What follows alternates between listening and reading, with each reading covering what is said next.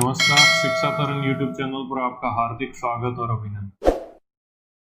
हम राजस्थान माध्यमिक शिक्षा बोर्ड कक्षा 10 चैप्टर 2 वास्तविक संख्याएं और उसमें आज हम यूक्लिड विभाजन एल्गोरिथ्म विधि का अध्ययन करेंगे। यूक्लिड विभाजन एल्गोरिथ्म,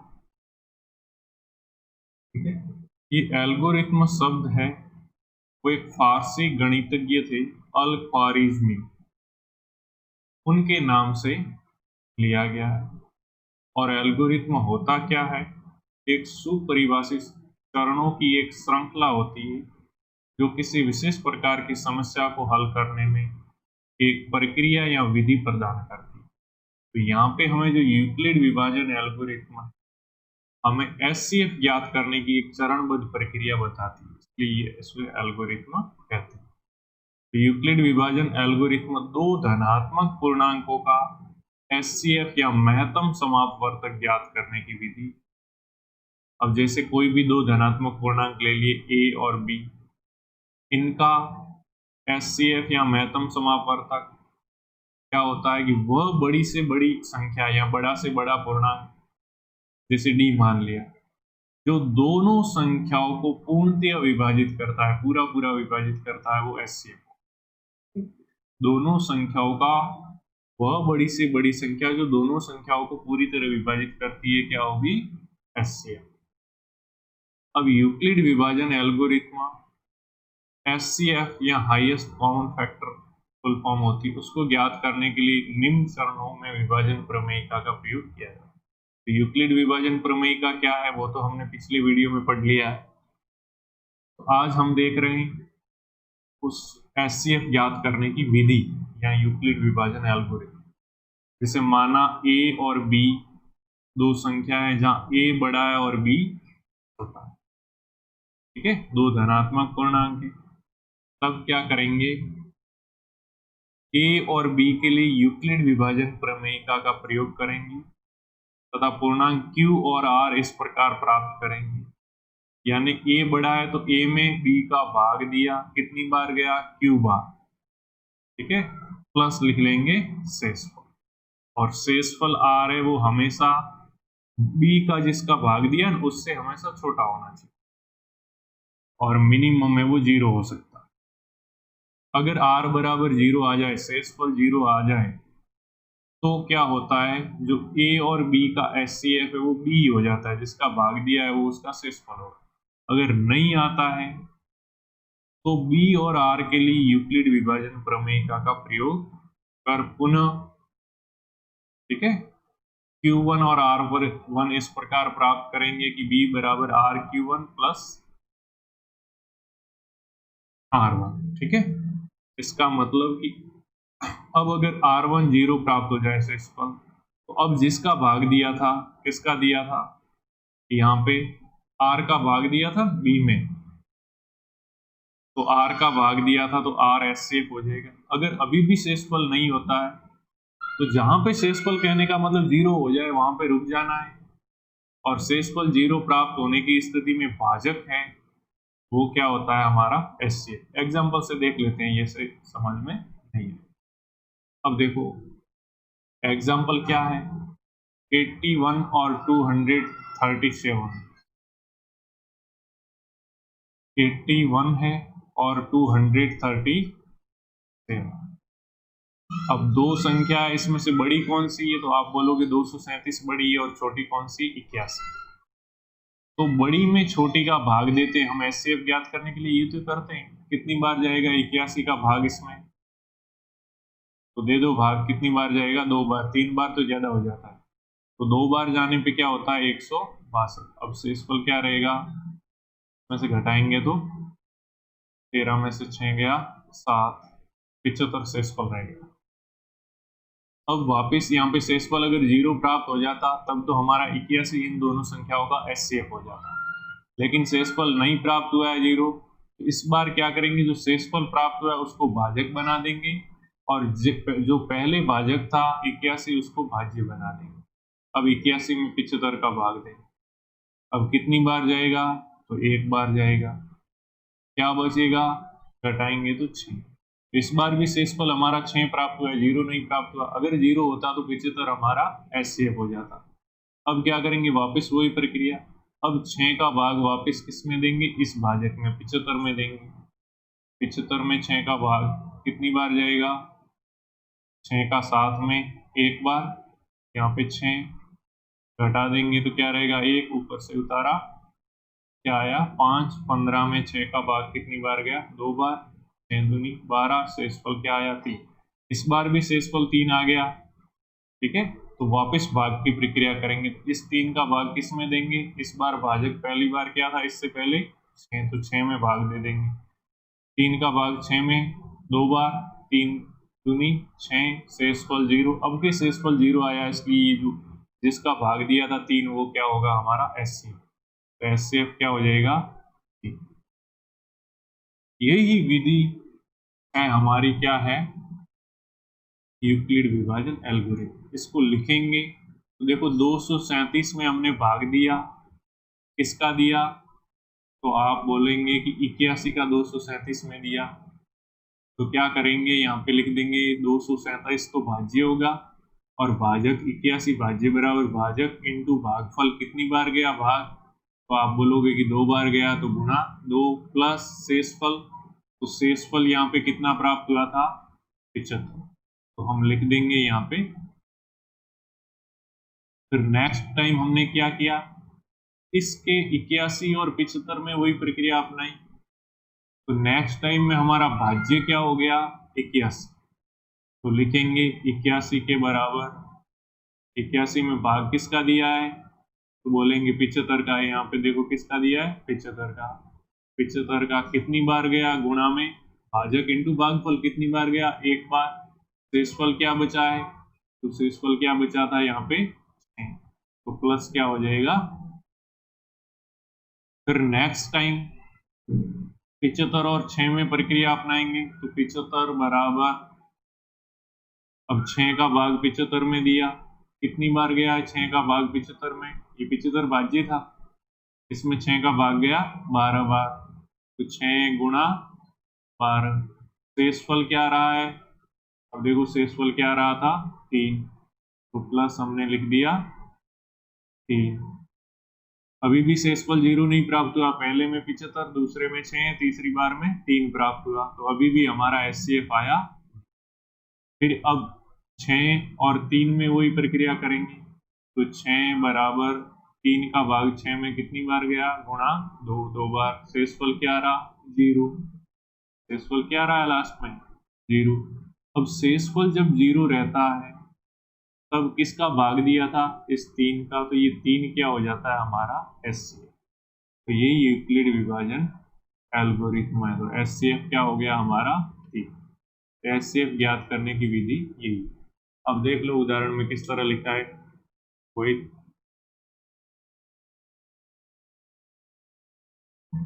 81 और 237 में 237 बड़ा है और 81 छोटा है, तो क्या कर दिया 237 में भाग दिया 81 का, कितनी बार गया 2 बार, और शेषफल क्या रहा 75। अब शेषफल तो 0 है नहीं, तो वापस वही प्रक्रिया अपनाएंगे। क्या करेंगे, अब के 81 में भाग देंगे 75 का, तो 81 में 75 का भाग दिया, कितनी बार गया एक बार, और शेषफल क्या आया 6। अब के वापस शेषफल 6 आया, ठीक है, 0 प्राप्त नहीं हुआ, तो आगे और प्रक्रिया करेंगे। अब के 75 में भाग देंगे 6 का, तो नेक्स्ट टाइम 75 में भाग दिया 6 का, कितनी बार गया 12 बार, और शेषफल क्या रहा 3। अब के भी शेषफल 0 प्राप्त नहीं हुआ, तो क्या करेंगे हम इस 6 में और 3 में वही प्रक्रिया करेंगे। तो 6 में 3 का भाग दिया 2 बार, और शेषफल क्या आया देखो 0। तो शेषफल 0 आते ही किसका भाग दिया था 6 में 3 का, तो 3 हमारा क्या हो जाएगा एचसीएफ, ये हो गया। तो इस तरह हम एचसीएफ याद कर पाते हैं। देखो कोई भाग विधि यहाँ पे करके बताया किस तरह हमने किया, जहाँ पे शेषफल 0 आया तो 3 क्या हो गया एचसीएफ।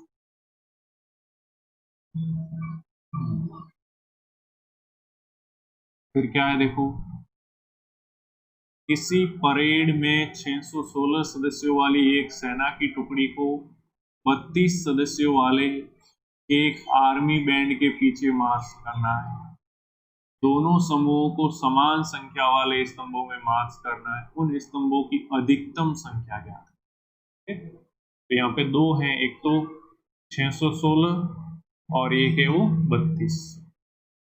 अब समान स्तंभों में मार्च करना है तो और उन स्तंभों की अधिकतम संख्या ज्ञात करनी, यानी समान में और अधिक करना है। इसका मतलब क्या हुआ कि ऐसी संख्या, ऐसी बड़ी से बड़ी संख्या जिसका इस 616 में भी भाग जाता हो और इस 32 में भी भाग जाता हो, वो ज्ञात करनी। तो कहने का मतलब क्या ज्ञात करना है हमें? HCF। ठीक है, HCF। देखो, परेड में सेना की टुकड़ी और आर्मी बैंड के सदस्यों को समान संख्या वाले स्तंभों में मार्च करना है। अतः जिन स्तंभ में दोनों समूह मार्च करेंगे उनकी अधिकतम संख्या 616 और 32 के HCF के बराबर होगी। अब 616 और 32 का यूक्लिड विभाजन विधि से अगर HCF ज्ञात करें तो यूक्लिड विभाजन प्रमेयिका का प्रयोग करना पड़ता है। और क्या होगा, 616 और 32 में बड़ा कौन सा है? 616। तो 616 में किसका भाग देंगे? 32 का। कितनी बार गया? 19 बार। तो इस फल क्या रहा? 8 बार। आप नॉर्मल तरीके से भाग देकर देख लेना। यहाँ पे जैसे देखो क्या, 32 में 32 का 616 में भाग 19 बार गया, तो इस फल क्या रहा? 8। अब से इस फल 8 रहा, ठीक है, लेकिन वो 0 नहीं है, इसलिए 32 है वो हमारा HCF नहीं होगा। अब क्या करेंगे, इस 32 और 8 में प्रक्रिया दर्शाएंगे। इस 8 का भाग देना है 32 में, ठीक है। तो 32 में 8 का भाग 4 बार, 8 चौके 32 और शेषफल क्या रह गया? 0। अब के शेषफल 0 रहा है तो भाग किसका दिया था? 8 का। देखो 32 में 8 का भाग दिया, शेषफल क्या रहा? 0। तो 8 का भाग दिया था और 8 क्या आ गया? HCF। तो 8 हमारा क्या आ गया? HCF। तो इन दोनों का HCF 8 हुआ। इस प्रकार सेना की टुकड़ी और बैंड के सदस्यों का समूह अधिकतम 8 स्तंभों में मार्च कर सकते हैं। ठीक है, तो ये हो गया क्वेश्चन, उदाहरण नंबर 2। अगर तीसरा भी उदाहरण देखना है तो वह बड़ी से बड़ी संख्या ज्ञात कीजिए जो 245 और 253 को इस प्रकार विभाजित करती है कि प्रत्येक स्थिति में शेषफल 5 आ जाए। ठीक है, इस बार क्या है कि दोनों को बड़ी से बड़ी संख्या ऐसी जो दोनों को विभाजित करती है, मतलब ज्ञात तो करना है HCF, लेकिन प्रत्येक स्थिति में शेषफल क्या हो? 5। यानी इसमें भी 5 बच जाए और इसमें भी 5 बच जाए। तो ऐसा हम करें कि इसमें से 5 घटा दें और इसमें से 5 घटा दें तो शेषफल 0 होगा। तो HCF क्या हो जाएगा? 245 में से 5 घटा दो, यानी क्या हो जाएगा? 240। और 2053 है, उसमें से भी 5 घटा दो तो 2000 कितना हो जाएगा? 48। अब इन दोनों का HCF ज्ञात करना है। HCF होगा तो इन दोनों में पूरा पूरा भाग जाएगा, तो दो इसमें पूरा पूरा भाग जाएगा, यानी यहाँ पे शेषफल 0 और यहाँ पे शेषफल 0। तो रहेगा क्या? 245 है तो 5 यहाँ रह जाएगा और 253 है तो 5 यहाँ पे रह जाएगा। भाई 240 तक तो पूरा पूरा भाग जाता है। ठीक है, तो यानी हमारे को क्या करना है? 240 और 2048 का HCF ज्ञात करना। अब ये हो गया क्लियर। वही प्रक्रिया, बड़ा है 2048 तो 2048 में 240 का भाग 8 बार और शेषफल रहा 128। फिर से वापस 240 में, क्योंकि यहाँ पे शेषफल 0 प्राप्त नहीं हुआ तो इसमें भाग देंगे। 240 में 128 का भाग कितनी बार गया? 1 बार और शेषफल क्या रहा? 112। वापिस 128 में 112 का भाग देंगे। 128 में 112 का भाग 1 बार और शेषफल क्या रहा? 16। वापिस 112 में 16 का भाग देंगे। 112 में 16 का भाग 7 बार और शेषफल 0। अब शेषफल 0 आ गया तो 16 का भाग दिया था, यानी HCF हमारी क्या हो जाएगी? 16। यानी 16 ऐसी संख्या है जिसका 240 में भाग देंगे तो पूरा पूरा जाएगा, 2048 में भी भाग पूरा पूरा चला जाएगा। तो 245 में भाग देंगे तो 5 बच जाएगा, क्योंकि हमने 5 घटा के निकाले थे, और 2053 में भी 5 बच जाएगा। तो चलिए हम डायरेक्ट क्वेश्चन कर लेते हैं इस पे आधारित। प्रश्न संख्या 4, निम्नलिखित संख्या युग्मों का यूक्लिड विभाजन विधि द्वारा एचसीएफ ज्ञात करना है। तो सबसे पहले संख्या है 210 और 55। बोलो 210 और 55 में बड़ा कौन सा है, तो आप बोलोगे 210। तो 210 में 55 का भाग देना है। अब देखो कितनी बार जाएगा, 55 का भाग देकर देख लो। तो 55 का भाग 4 बार जाता है तब तो हो जाता है 220। तो 3 बार दे दो, 3 बार दोगे तो क्या हो जाएगा, ये ठीक है। 55 की 165 होता है, घटाएंगे इसमें से तो क्या बच जाएगा 5, और इधर 10 में से 6 गया यानी 45 बचे। तो शेषफल 0 प्राप्त नहीं हुआ। तो पहली प्रक्रिया तो ये क्या की हमने, 210 में भाग किसका दिया, 55 का, कितनी बार गया गुणा में वो लिखना है, तो 3 बार गया, और शेषफल क्या रहा 45, ये हो गया।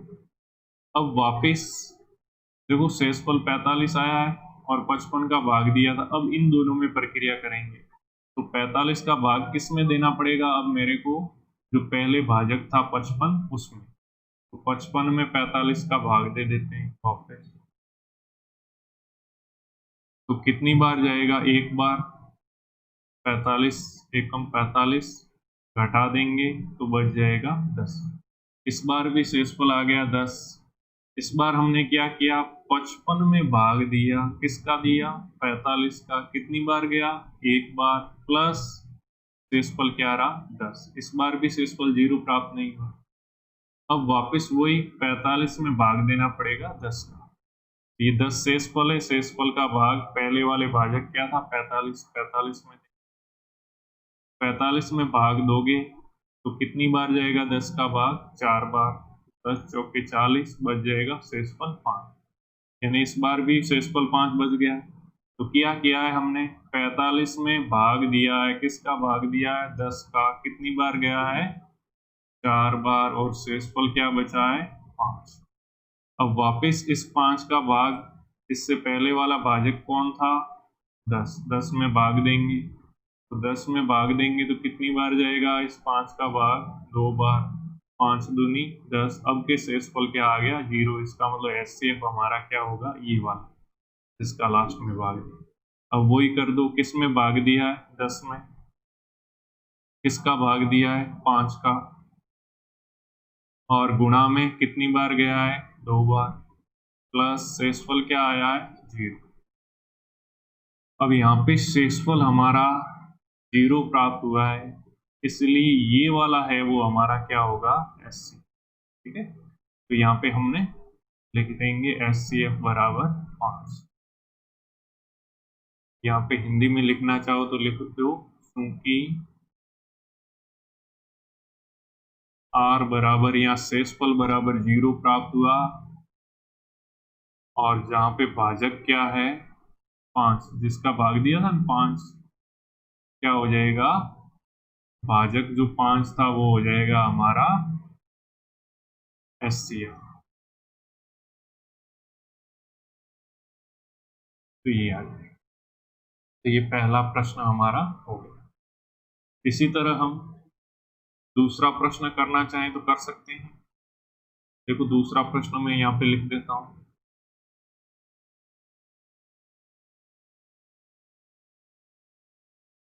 दूसरे में क्या है 420 और 130, 420 और 130, बड़ा कौन सा है तो बोलोगे 420। तो क्या करेंगे, 420 में भाग किसका देंगे 130 का, मैं डायरेक्ट लिख रहा हूं इस बार, कितनी बार जाएगा, देखो 100 का भाग तो 4 बार जाएगा, लेकिन 130 है तो क्या हो जाएगा 3 बार जाएगा। 130 इंटू 3 करूंगा तो 390 होगा। तो शेषफल क्या बच जाएगा 40। फिर अब के 130 में जो शेषफल है उसका भाग देना है, तो 130 में भाग शेषफल क्या है 40, उसका कितनी बार जाएगा 40 थी 120, शेषफल क्या रह जाएगा 10। अब इस 40 में शेषफल 10 का भाग 10 का कितनी बार जाएगा, तो 10 चौके 40, तो शेषफल इस बार क्या रहेगा, 0। अब शेषफल 0 रहा, इसलिए एचसीएफ हमारा क्या हो जाएगा, 10। यानी 10 वह बड़ी से बड़ी संख्या है जिसका 420 और 130 दोनों में पूरा पूरा भाग है। देखो 420 में 10 बार चला जाएगा, 130 में 13 बार चला जाएगा। इन दोनों का एचसीएफ आ गया। क्वेश्चन दूसरा भी कंप्लीट हो गया। फिर कुछ मिटा देता हूं और फिर तीसरा और वो भी ले लेते हैं। हालांकि आप खुद करो, पहले ट्राई करो एक बार। अगला क्वेश्चन, वीडियो भले पॉज कर लो, आपसे होता है या नहीं, कहाँ कमी रहती है वो देख लो,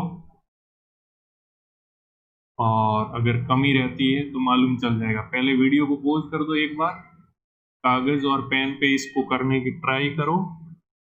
अगर ये हो जाता है आपसे अच्छी बात है, नहीं होता है तो मैं तीसरा प्रश्न करवा ही रहा हूं, ठीक है, फिर उससे मिलान कर लेना।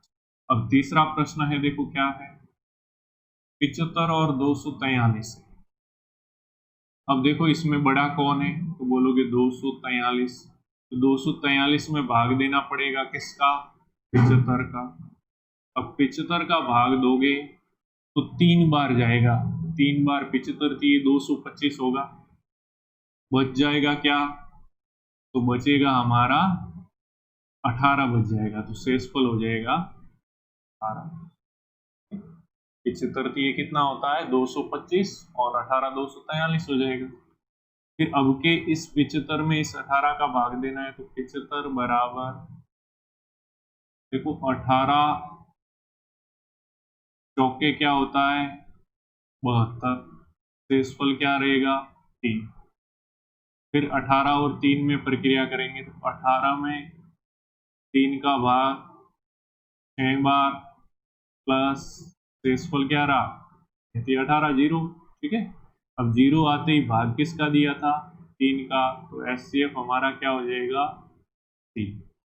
देखो 3 का 75 में भी भाग जाता है और 243 में भी भाग जाता है, तो इन दोनों का एचसीएफ क्या हो जाएगा 3 हो जाएगा। फिर इसको मिटा लेता हूं और नेक्स्ट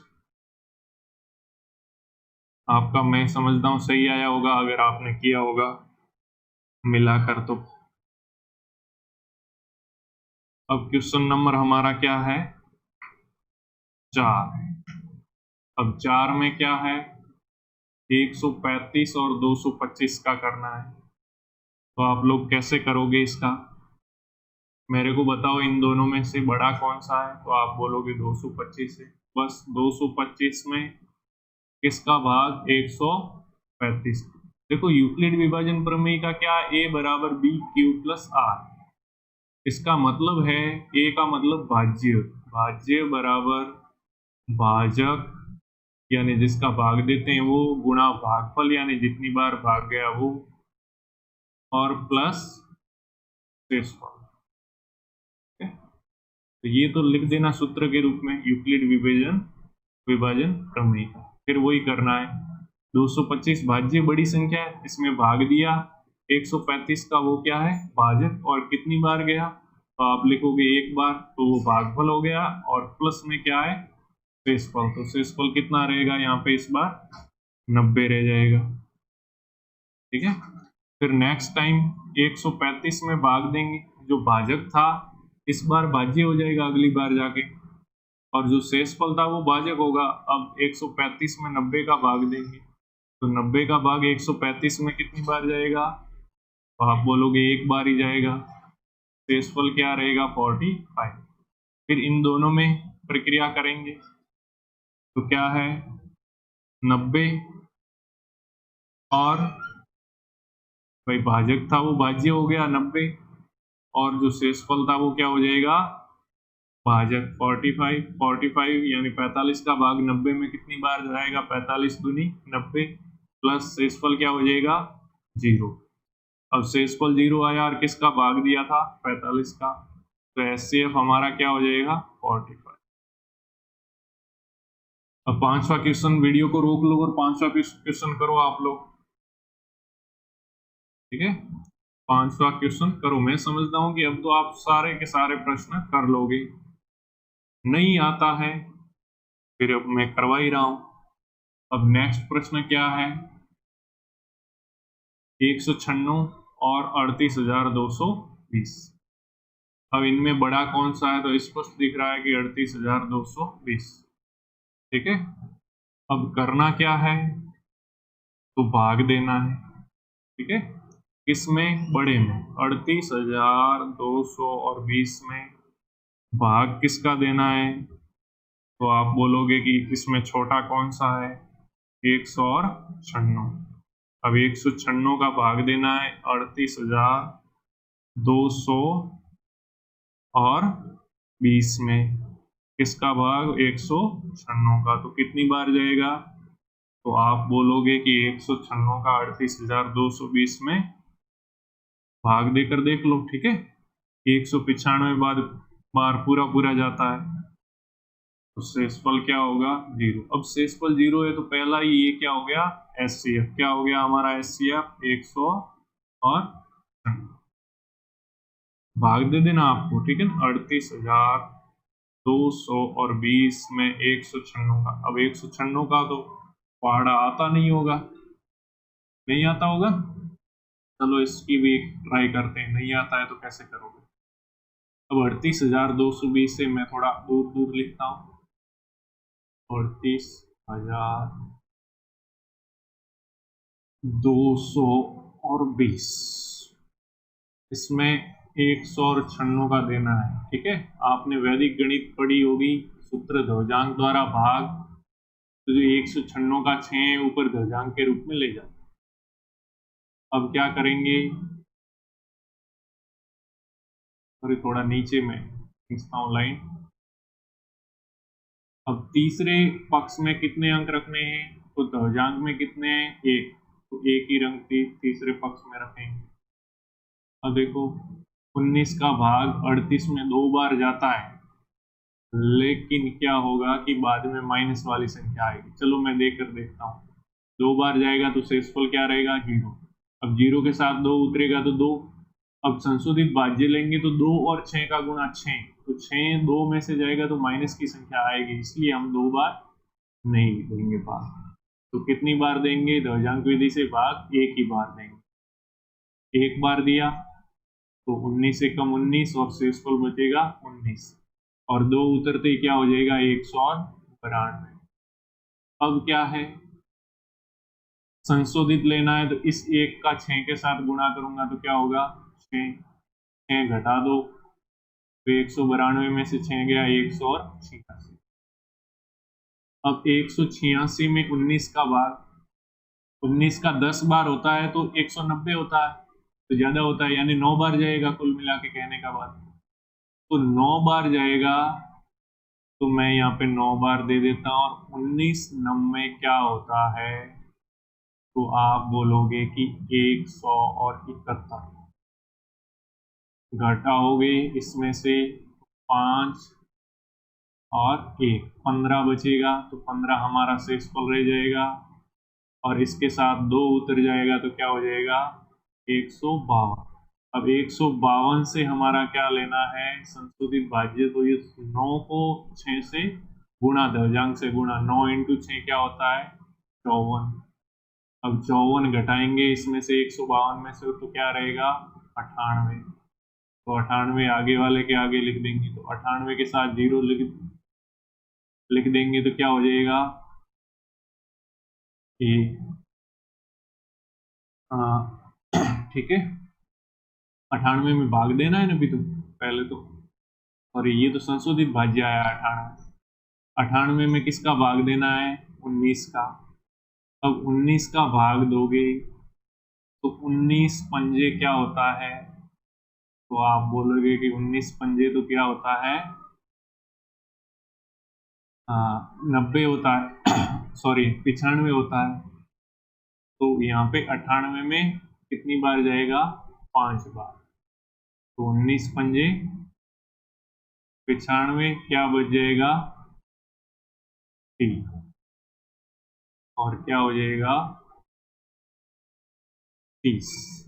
लेकिन 30 और फिर क्या है, हमें संशोधित लेना है, तो इस 5 को 6 से गुणा करूंगा तो 5 छंगे 30, 5 छक्के 30, 30 में से 30 गया, क्या रहा 0, शेषफल 0 हो गया और भागफल क्या आया 195। देखो 195 भागफल है। ठीक है, तो इस तरह से हम वैदिक जो ध्वजांक विधि से कर सकते हैं। ठीक है, बड़ी आसानी से ये बड़ी संख्याओं का भाग है वो वैदिक विधि से आप कर लेना। तो इसका तो हमने एचसीएफ ज्ञात कर लिया, क्या आया 196 आ गया। फिर नेक्स्ट प्रश्न है, इसको भी आप हल कर लो खुद से वीडियो को पॉज करके, और फिर मैं तो बता ही रहा हूं बड़ी संख्या 867। अब 867 है, उसमें भाग देना है 200 और 55 का। अब 200 और 55 का भाग 867 में कितनी बार जाएगा, तो देखो 250 के आसपास आप समझ के करो, तो 250 और 250 500, 500 और 250 कितना हो जाएगा 750, यानी 3 बार तो जा ही रहा है, और 5 5 और 3 बार है, यानी 15 और है 765, यानी 3 बार जा रहा है। तो गुणा में मैं कर लूं 3 बार, 4 बार तो 1000 से ऊपर चला जाता है। ठीक है, तो 700 और 65 हो गया। अब 700 और 65 है, आ गया 3 बार गया, तब तो 767 में से 765 जाएगा तो क्या रहेगा 102, तो शेषफल प्लस करके लिख दो 102। अब 255 और 102 में करोगे, 255 में भाग 102 का, 102 का कितनी बार जाएगा 2 बार जाएगा, तब 204 हो जाएगा, तो शेषफल क्या रह जाएगा 51। अब इसमें और इसमें कर दो, 102 में 51 का भाग दोगे तो कितनी बार जाएगा, गुणा में 2 बार, 51 दूनी 102, शेषफल क्या रहा 0, इसका मतलब एचसीएफ क्या हो गया हमारा 51। इस छठे क्वेश्चन का एचसीएफ क्या हो गया 51। ठीक है, तो ये हमारा आंसर हो गया। तो इस तरह यूक्लिड विभाजन एल्गोरिथ्म या यूक्लिड विभाजन विधि द्वारा एचसीएफ हम याद कर सकते हैं, वही भाग विधि की तरह है। देखो चौथा प्रश्न तो हमने कर लिया है। अब हमारा क्वेश्चन नंबर 5, यदि संख्या 408 और 1032 के एचसीएफ, ठीक है, इनका मसब है, उसको इस रूप में व्यक्त किया जा सकता है, तो x का मान ज्ञात है। तो बस इन दोनों का एचसीएफ इस रूप में व्यक्त किया जा सकता है, तो एचसीएफ ज्ञात कर लो इन दोनों का। बड़ी संख्या 1032 है, 1032 में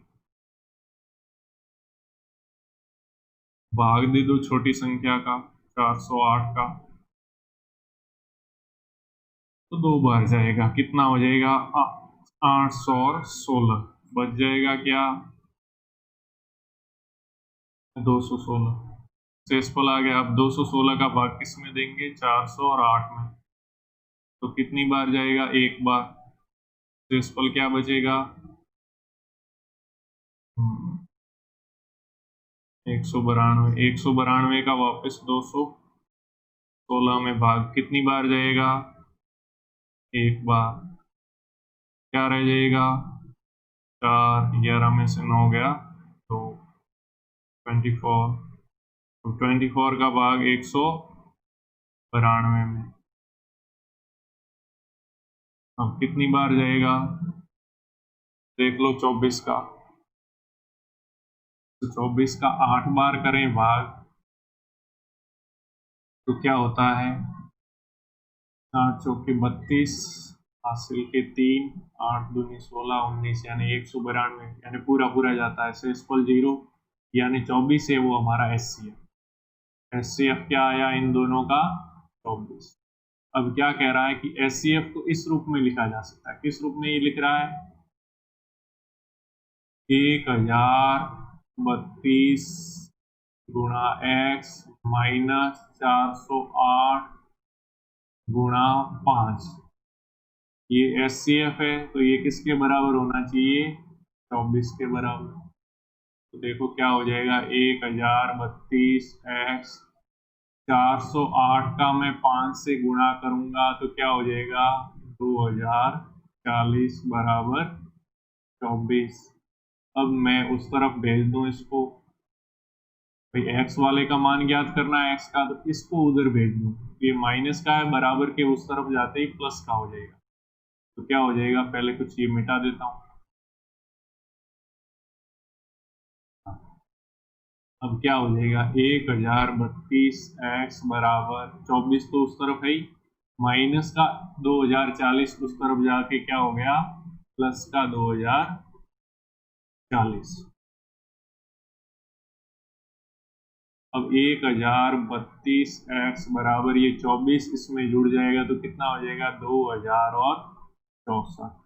एक्स का मान ज्ञात करना है तो 2064, और ये 1032 एक्स है, मतलब 1032 गुणा एक्स है, तो यहाँ पे गुणा है उस तरफ भेजूंगा तो भाग में जाएगा, तो भाग में 1032 जाएगा, और 1032 का 2064 में सीधा सीधा दिख रहा है डबल है, यानी 2 बार भाग जाएगा, तो x का मान क्या होगा 2। तो ये हो गया प्रश्नावली हमारी 2.1 कंप्लीट। जय हिंद, जय भारत, धन्यवाद।